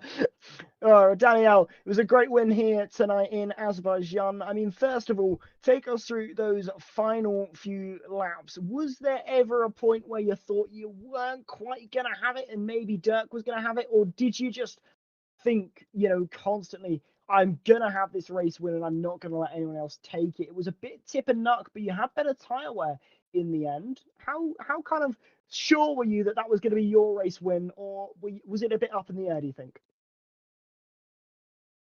Yes, because this race was difficult because we put the medium in the first lap. So it was difficult to manage the car because it was oversteering everywhere. And yes, in the whole race, I stayed behind Dirk or in front of him, and not much happened. But yeah, in the final lap, it was a great battle because I know that I have more airs respect to the others. So I kept my position, and I wait until the last lap. In the last lap, so I passed the Thales, and then it was very easy because I train my airs, and then it was a easy win in the final sector because it was 7 tenths behind me. So yeah, I'm very happy with this win, and yeah, congratulations also to all the drivers because they were very clean. Right, I'm not sure if Evan's internet has recovered. I should be okay. But as you should be. Should be. Let's hope you are. I mean, Evan, let's let you ask a question of your own without me having to try and mediate and read between the lines. Then, Danielle, you of course are closer in the championship now. Is winning the championship still a goal for you this season?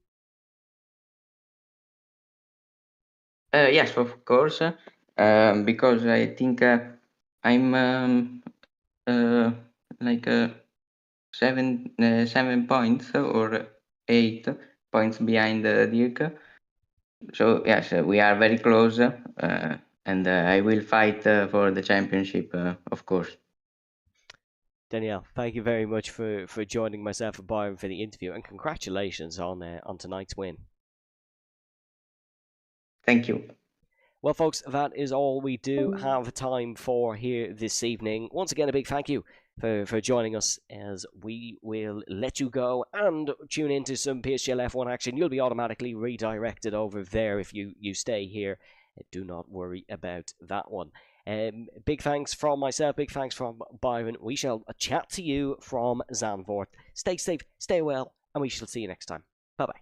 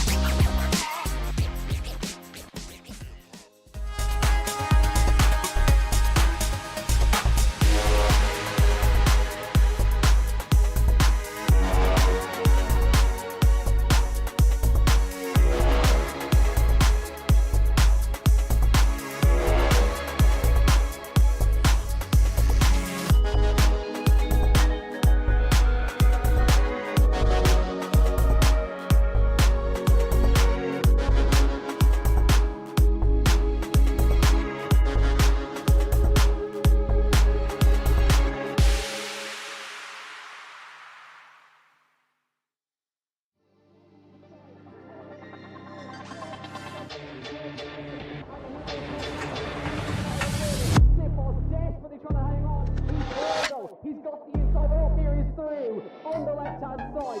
Hooks the apex, gets on the power nicely, and that is job done. You know what we're now to the last couple of corners now. now his finest drive, his greatest drive, and he's done it at the Circuit of the Americas. He returns to the top step of the podium. Once again, the GOAT is back. Jan Ortmeer wins the US Grand Prix in a stunning Grand Prix.